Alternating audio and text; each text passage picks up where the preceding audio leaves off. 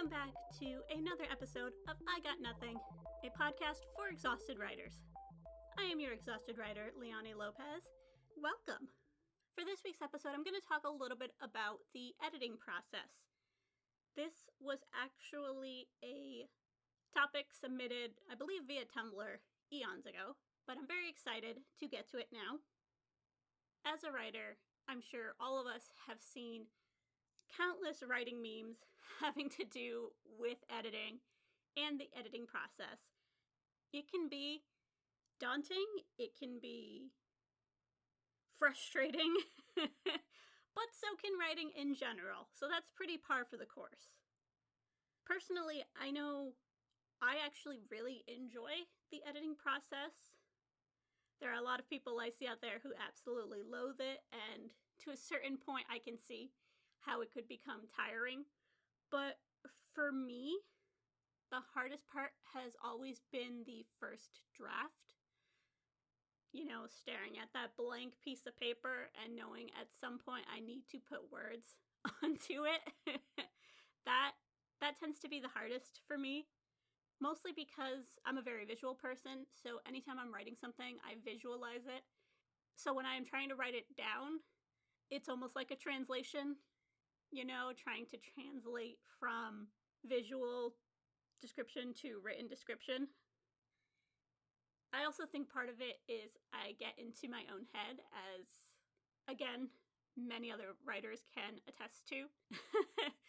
You know, we always tote, like, it's just your first draft. It doesn't have to be perfect. You can always go back and edit. And then when we get to writing, we're like, we need to make the most perfect first draft ever. Which, you know, is not really reasonable. But for my particular editing process, I actually remember having to verbalize my process to my ghostwriting client when we were first working together. Because the way I write, and I'm sure it's not unique. I'm sure this is, in general, how people write. But a lot of times, as I said, the first draft is the hardest. So my first draft is always rushed because I'm just trying to get something on the page that I can work with later. Which means when I started ghostwriting, I had to explain this to my client. The way she and I worked together would be I would send her the document after a certain amount of words. So, for example, every 10,000 words, I would send her the updated document. In the beginning, I don't want to say that we butt heads, but after I would send her the document and then I would continue working, she would start sending me updates or things she wanted changed. But I was still working on it. So it kind of not only threw off my writing groove because I was having to go back and edit all the stuff she wanted to put in there, but it also was a little bit frustrating because my brain is like, it's not done yet. It's not done yet. Like, I was going to do that. I just haven't gotten to it yet. So very early on in the beginning, I actually had to be very upfront and explain that and say, okay, this is the first 10,000 words. You can read through it, obviously, but just know it's not fleshed out. It is not finished. And she understood, and that's how we worked for the next 4 years. What eventually would happen was, typically when I was halfway done, I would go back to the chapters I had written already, and that's when I would start fleshing stuff out. Because for me, that helps the second half of the book once I have that first half really detailed and how I want it to be. So there would be a certain point where I would be like, okay, now you can read these chapters because now they are fleshed out. And it just worked better for me that way in terms of the flow of writing. I wasn't interrupted. I didn't have to stop what I was doing and then go back and add those things or try to save the email to add them later. It was all a mess. But the way I write and edit just flows better for me. That being said, I know there is a lot of talk of don't edit as you go, edit after. And there is some merit to that, I will say. There really is some merit to that, because if you continually edit as you go, there's a chance you're going to get stuck on either scenes that aren't working yet or scenes that you're not sure how they're going to play out, and it's going to break your momentum. But there are certain instances where you have to edit to move forward.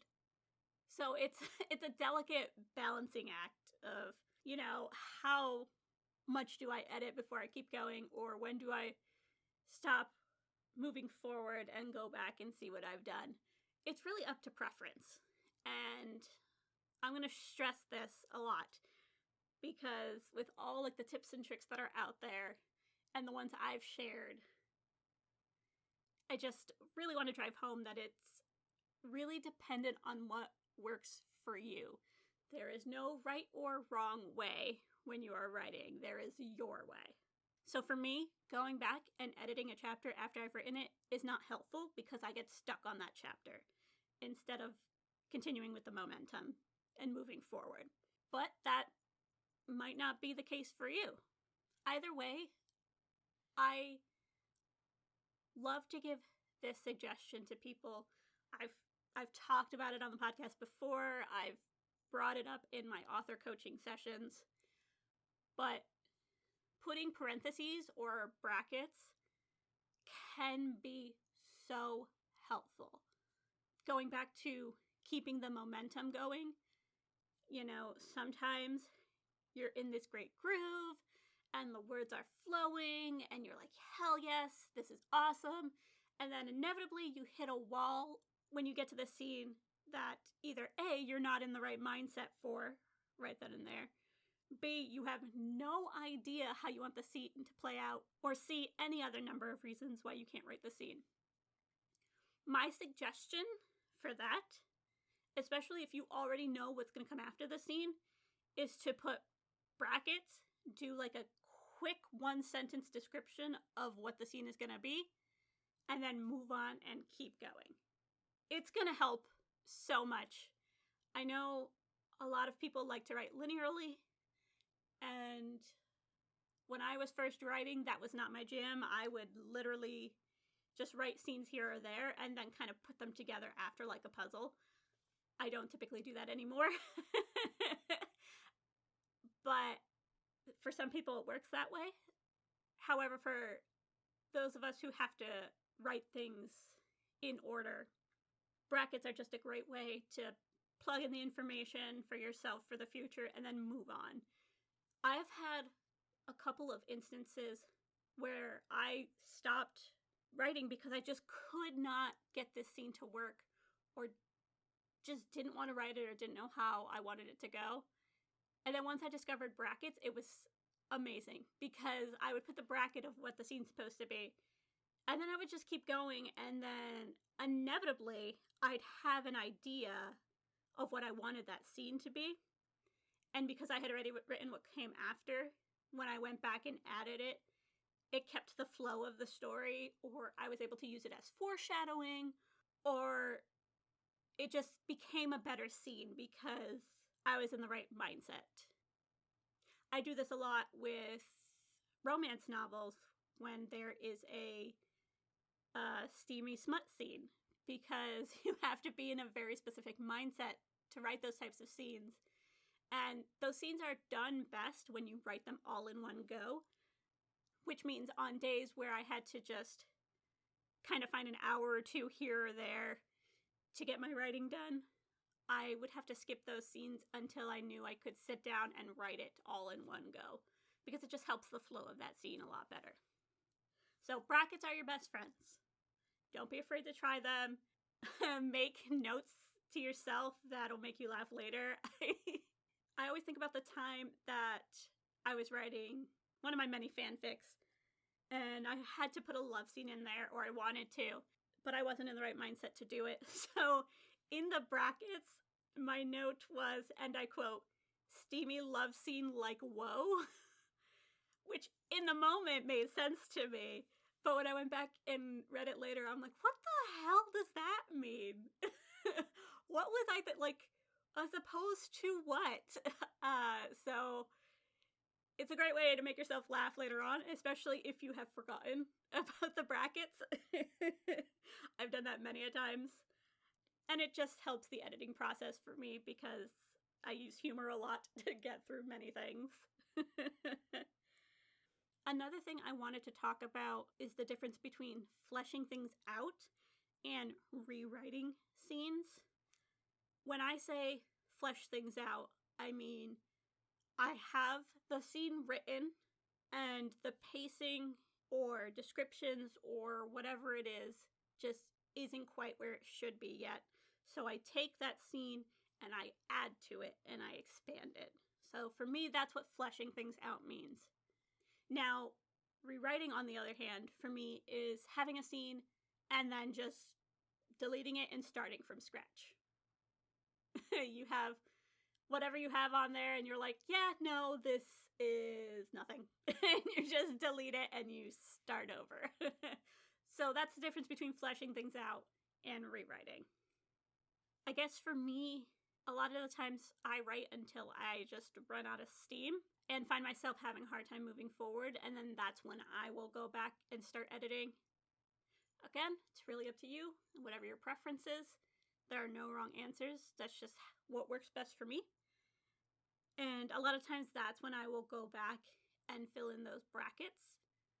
Or I'll revisit a chapter that I wasn't entirely happy with and reread it later and see if that's changed or see if it really is as bad as I thought it was. I'm actually going through a heavy editing process now, which is probably the most in-depth editing process I've ever had to do. I've talked about it before, but I am working on a historical romance called Phoenix's Call, and it is a female pirate adventure kind of thing. Well, I had originally written a lot of the book back in 2016 for National Novel Writing Month. And if you ever participated in Nano, it's really just like stream of conscious, like get 50k words done at the end of the month. And it was the one and only time I really participated in it. So I was just like, okay, this is what it is. I'm just going to write. And I did. I think I ended up with like 55k. And then I just didn't really do much with it after. Like I tried to go back and start editing, but it was all over the place and I didn't know what kind of story I wanted to be. And then there was like characters based on people, but then I stopped talking to those people. So it was just a mess. But there was so much of it written that I was like, I need to come back to it at some point. Cut to last year. So 2022, that's how long it took, 6 years. I finally dug it out and started reading. And the first couple of chapters, like 1 through 3 or something like that, weren't too bad because I had edited them throughout the years.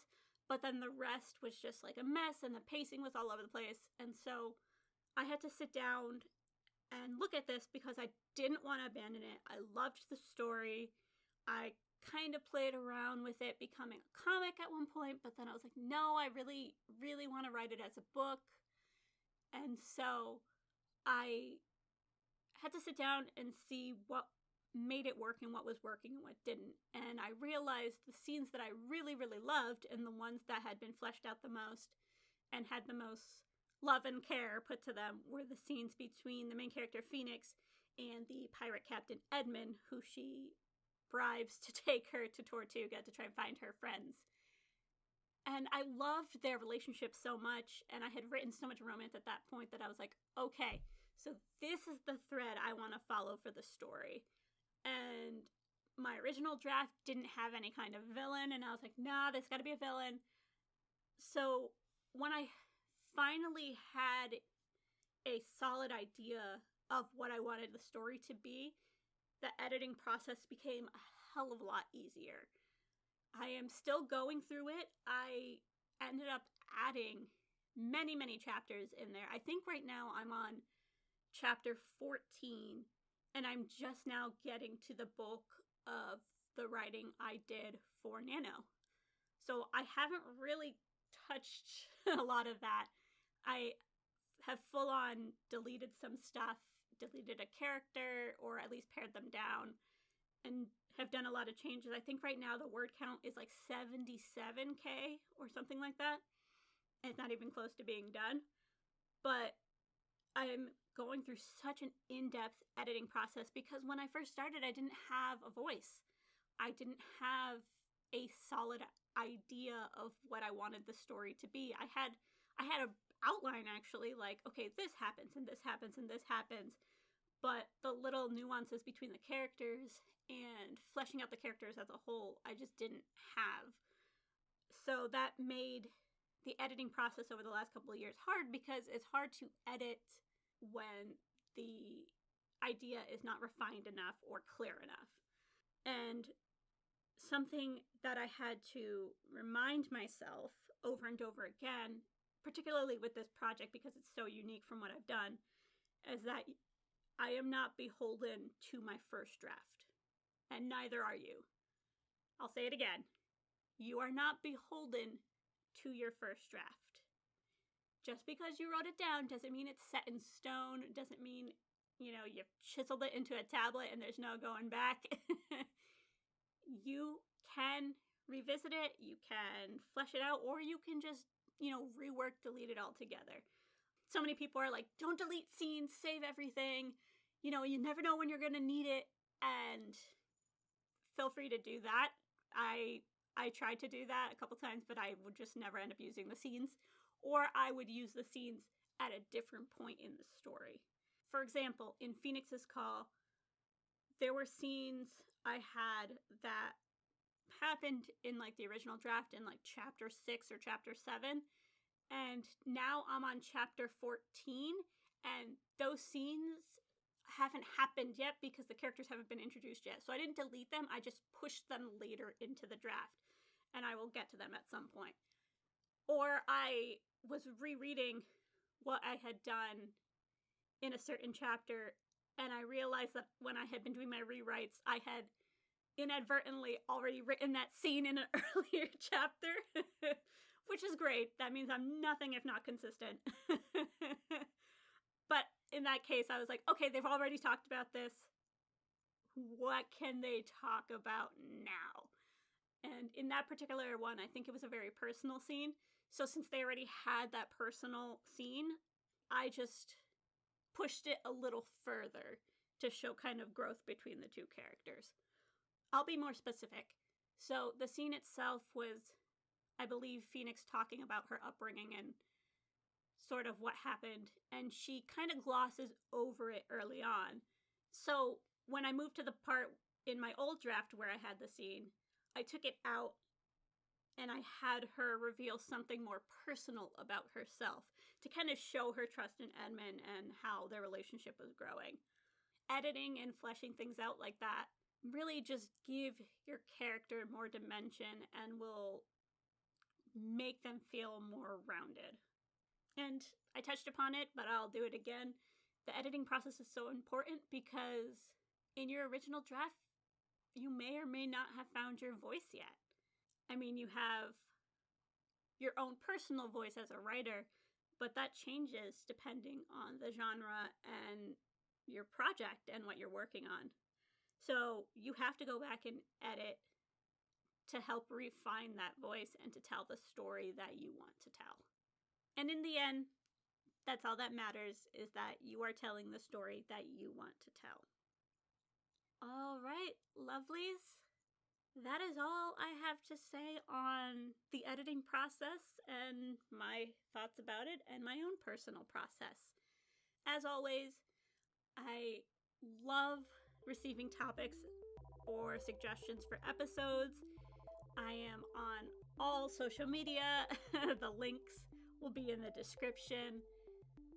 I also am now offering author coaching services, which will also be linked in the description, through a local publishing company that I am working on with a really close friend of mine. It's called Deep Earth Press, and I Got Nothing is now under the Deep Earth Press banner, which is very exciting.